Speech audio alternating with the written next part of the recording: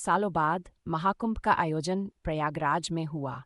लाखों श्रद्धालु गंगा, यमुना और अदृश्य सरस्वती के संगम में स्नान करने उमड़ पड़े। इन्हीं श्रद्धालुओं में एक वृद्ध साधु बाबा आनंदगिरी भी थे। उनके चेहरे पर तेज था, परंतु वस्त्र फटे हुए और शरीर दुर्बल। वे भिक्षा में मिले सूखे चने खाकर जीवन व्यतीत कर रहे थे।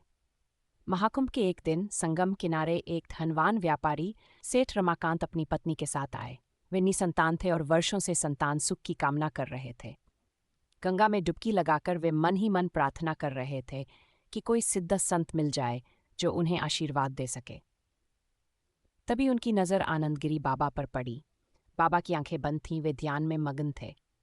रमाकांत और उनकी पत्नी उनके पास गए और प्रणाम कर बोले, बाबा, हमें आशीर्वाद दें कि हमारे जीवन में भी खुशियों का संचार हो।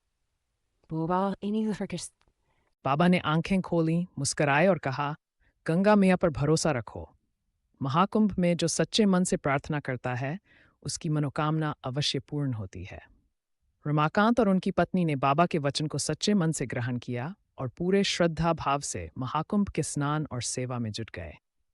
स्नान के बाद उन्होंने गरीबों को भोजन कराया, साधुओं की सेवा की और पुण्य अर्जित किया। कुछ महीने बीत गए। एक दिन रमाकांत की पत्नी ने उन्हें खुशखबरी दी कि वे मां बनने वाली हैं। ये सुनते ही रमाकांत की आंखों में आंसू आ गए। उन्हें बाबा आनंदगिरी और महाकुंभ का चमत्कार याद आ गया। जब अगला कुंभ मेला आया, रमाकांत अपनी पत्नी और छोटे पुत्र के साथ आनंदगिरी बाबा को ढूंढने प्रयागराज पहुंचे। कई दिन तक खोजने के बाद वे एक आश्रम में पहुंचे जहां बाबा ध्यानमग्न थे। उन्होंने बाबा के चरणों में गिरकर कहा, बाबा, आपके आशीर्वाद और गंगा मां की कृपा से हमें संतान की प्राप्ति हुई। हमारा जीवन धन्य हो गया। बाबा मुस्कुराए और बोले, संतान सुख तुम्हारी श्रद्धा और सेवा का फल है। हमेशा धर्म और सेवा के पर चलो। उस दिन से रमाकांत और उनका परिवार हर कुंभ में सेवा करने लगे, क्योंकि उन्होंने अनुभव कर लिया था कि सच्चे मन से किया गया स्नान और प्रार्थना कभी व्यर्थ नहीं जाती। श्रद्धा और विश्वास हो तो महाकुंभ सिर्फ एक मेला नहीं,